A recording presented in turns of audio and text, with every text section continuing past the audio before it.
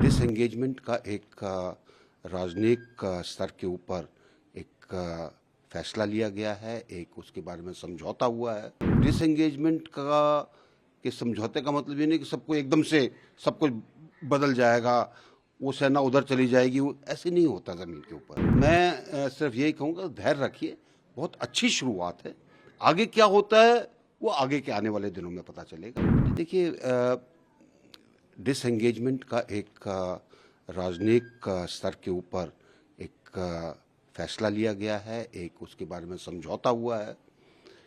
अब उसके नट और बोल्ट जो है वो ज़मीन पर जो लोग हैं वो निकालेंगे, उनके बीच में मीटिंग्स होंगी दोनों सेना के लोगों के बीच में, और इस चीज़ को कैसे अमली जामा पहनाना है वो उसके अंदर निकाला जाएगा।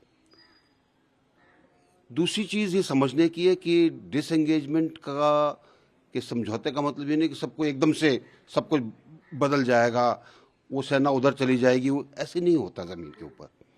बहुत चीज़ें हैं जो कि जो सेना के अधिकारी हैं वहाँ पर, जो सेना के अधिकारी उस हिस्से में जो हिस्सा लेंगे वो अपने तरीके से, ताकि अपने देश की जो एक सरहद जिसको हम मानकर चलते हैं उसके ऊपर कोई चीज़ ऐसी ना हो जो देश के लिए हित में ना हो, वो सब चीज़ें की जाएंगी।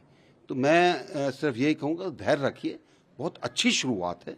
आगे क्या होता है वो आगे के आने वाले दिनों में पता चलेगा, लेकिन इस सकारात्मकता के साथ दोनों देश के राष्ट्राध्यक्षों के बीच में एक सकारात्मक वातावरण बना है, जिससे कि वो बातचीत कर सकें, अपनी बातें रख सकें। दोनों देशों के बीच में जो एक खटास है कैसे उसको दूर किया जा सके, ताकि दोनों देश अच्छे तरीके से अपनी प्रगति के ऊपर चल सकें।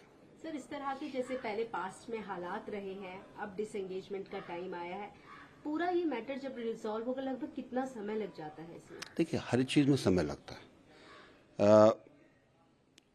1959 में चौवन ने एक छोटा सा नक्शा दिया था, इतना बड़ा, कि ये हमारा सरहद है। उसको इंटरप्रेट करने के अंदर बड़ा टाइम लगता है। 62 में लड़ाई हो गई, मतभेद जबकि टेबल के ऊपर दूर करने चाहिए थे वो युद्ध हुआ, और उसके अंदर हमने हमेशा यही कहा कि हमारे साथ धोखा किया गया। और वो जो लाइन जो है, उसके बाद जब श्रीलंका के अंदर समझौता हुआ और लाइन ऑफ एक्चुअल कंट्रोल ज़मीन के ऊपर जहाँ पे दोनों सेनाएं थीं वो मानी गई। कई जगह पर जहाँ पे सेनाएं नहीं थी, क्या परसेप्शन होना चाहिए वो माना गया। तो वो बहुत समय लगा है।